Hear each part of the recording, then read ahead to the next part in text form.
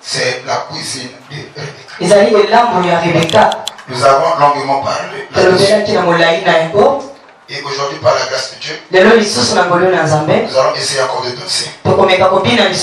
La mélodie, elle est tellement bonne. On veut danser tout en gardant le rythme. Amen. Amen. Parce que si on danse trop en vitesse, on risque de perdre aussi la cadence. On doit maintenir la cadence pour que la danse ne soit pas considérée comme contre-temps. Nous allons danser dans le livre de Genèse chapitre 27, verset 1 à 10. Genèse chapitre 27, verset 1 à 10. Isaac devenait vieux et ses yeux s'étant affaiblis au point qu'il ne voyait plus. Alors il appela Esaü, son fils aîné, et lui dit, mon fils. Et il lui répondit, mais voici. Isaac dit, voici donc, je suis vieux et je ne connais pas le jour de ma mort. Maintenant donc, je te prie, prends tes armes, ton carquois et ton arc, va dans les champs et chasse-moi du gibier. Fais-moi aimer comme j'aime. On peut répéter cela? Fais-moi aimer comme j'aime. Encore une fois. Fais-moi aimer comme j'aime. Et apporte-le-moi, je vais manger afin que mon âme te bénisse avant que je meure. Rebecca écoutait ce que Isaac disait à Esaü, son fils.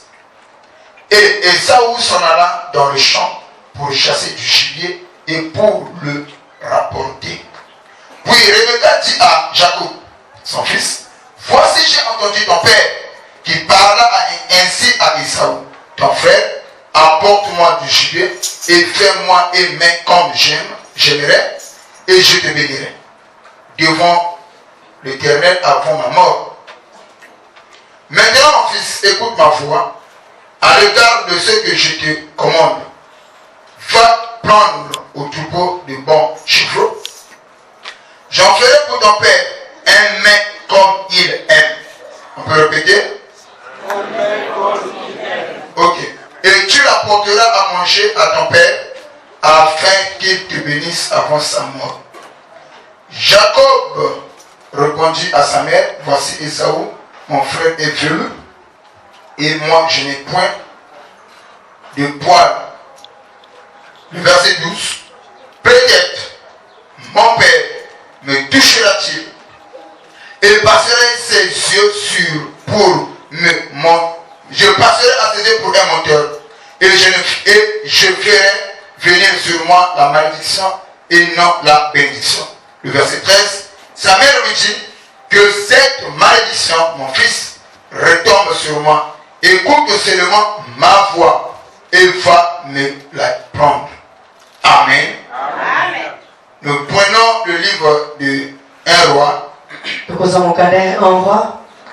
1 roi chapitre 1, le verset 5e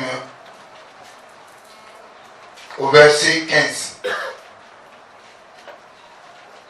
1 roi chapitre 1, le verset 5 au verset 15. Bon, je veux me limiter, mais à la maison, allez lire tout le chapitre. Parce que ici, on est derrière le temps. Je lis. Adonijah, fils de Haggith, se laissa emporter par l'orgueil jusqu'à dire, c'est moi qui serai roi. Et il se procura un char et des cavaliers et 50 hommes qui couraient devant lui. Son père lui avait de sa vie fait un reproche en lui disant, pourquoi agis-tu ainsi? Adonijah était en outre très beau de figure et il était né après Absalom. Wow. Donc après Absalom, c'est là où il fit naître à David un fils au nom de Adonijah. N'est-ce pas? Oui. Il eut un entretien avec Joab, fils de Thérouja, et avec le sacrificateur Abiathar, et ils embrassèrent son parti. Wow, les hommes forts de David. Ok? Mais le sacrificateur Sadok, Benacha, fils de Joda, Nathan le prophète, Shimei, Ré et les voyants hommes de David ne furent point avec Adonisha. Oh, il y a moins de serviteurs fidèles. Adonisha tuait les brebis et les bœufs et les veaux gras près de la pierre de Sélode qui est à côté d'On, Rogel.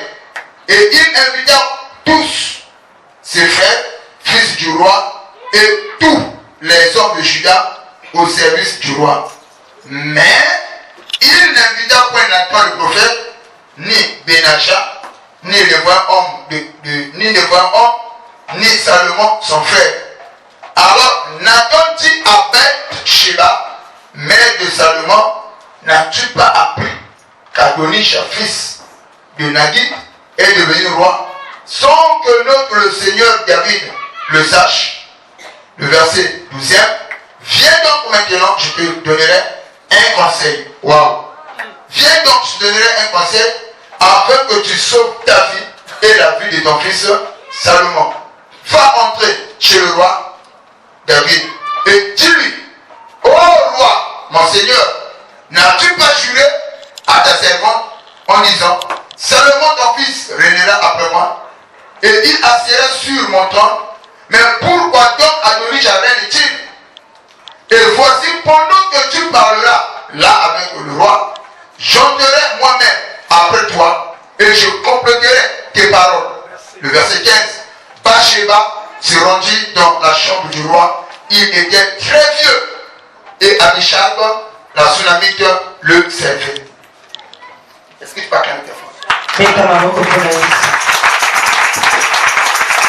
Lisez jusqu'en bas. Vous allez comprendre. La cuisine, c'est un art. C'est aussi l'action de préparer à manger. Apprêter les aliments. Mais cuisiner aussi, c'est un art. Parce que tout le monde peut cuisiner. Mais tout le monde ne peut pas créer l'appétit. Il y a certaines nourritures que les gens préparent. On leur donne seulement. Ça crée l'appétit comme ça. Parce qu'il y en a certains qui ont appris. Il y en a certains qui connaissent bien préparer. Au moment de eux, ils préparent. Même si tu avais déjà mangé, on voit la nourriture. Même avec l'odeur de la consommation, et la soif de manger. Amen. Et là, parfois, tu ne voulais pas manger beaucoup. Et tu connais préparer. Automatiquement, tu vas apprendre de manger. Amen. Mais il y en a certains qui ne savent pas préparer. Cuisiner, c'est un art. Mais dans la cuisine aussi, il y a des secrets. Parce que dans tous les domaines de la vie, les gens réussissent. Ce sont les gens qui ont trouvé le secret. Surtout dans ce domaine-là. Dans la cuisine aussi, il y a des secrets. Voilà, tout le monde peut cuisiner. Mais tout le monde ne connaît pas le secret de la cuisine. Or, les Rebecca, toutes les personnes connaissent le secret de la cuisine. Il faut cuisiner. Et ça, c'est qui plaît à Isaac. Amen. Et chaque homme sur la terre, il y a la façon que lui aime manger. C'est comme ça que la condition que Isaac avait posée. Prépare-moi du chien. Mais comme moi j'aime. Donc, la condition était celle-ci. Donc tu dois préparer. Comme toi tu aimes. Mais tu dois mettre des choses que moi j'aime. Et plus que moi j'aime.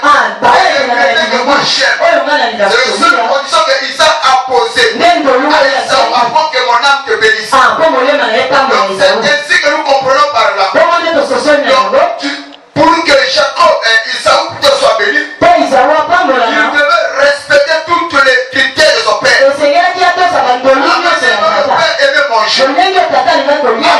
Amen. Il y a une même chose qui est dans mon cas. Je l'avais dit ici. Il y en a certains qui aiment manger bien, vous allez souper béni. Pour un appétit. Il y en a certains quand tu manges, moi j'ai vu les frères là quand tu manges. Le piment ne peut pas manquer. Même les mikata où tu as pris.